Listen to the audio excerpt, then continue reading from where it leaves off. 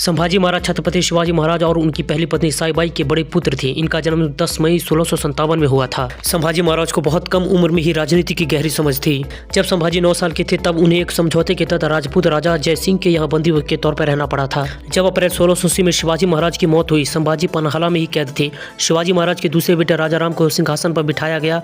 खबर लगती ही संभाजी किलेदार को मारकर पन्हाला किले पर कब्जा कर डाला।